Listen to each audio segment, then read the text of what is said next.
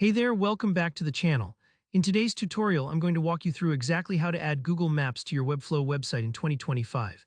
By the end of this video, you'll be able to seamlessly embed interactive maps on your site, perfect for showing your business location, helping customers find you, or just giving your website a professional, modern touch. Let's dive right in.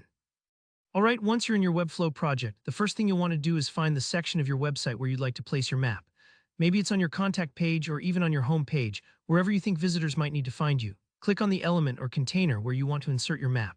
This is important because it tells Webflow exactly where to embed the Google map, keeping your layout neatly organized. Next, we're going to bring up the map element itself.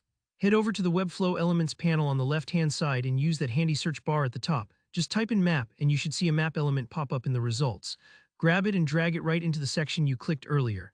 Now you'll see a placeholder map appear, nothing fancy yet, but this is where the magic about to happen. When you click on that placeholder map, you'll notice a prompt asking you to add an API key. This step is crucial. Google Maps doesn't just work out of the box. You need to connect it to your own Google Maps API key. Think of this key as your website's unique pass that tells Google, hey, I've got permission to show maps to my visitors. Click the button labeled Add API Key, and Webflow will take you directly to the Google Maps JavaScript API key page.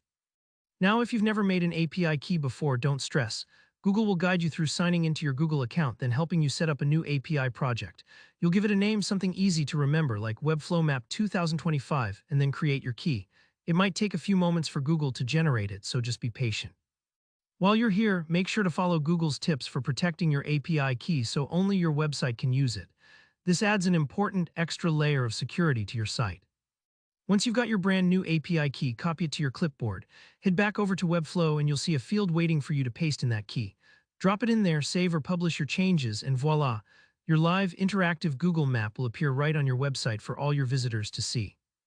And that's it, you've just integrated Google Maps into your Webflow website and it looks incredibly sharp.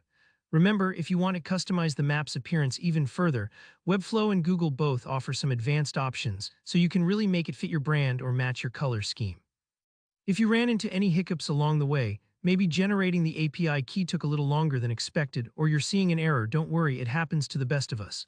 Just double-check your steps and feel free to leave a comment below with your questions. I always check the comments and I'm happy to help.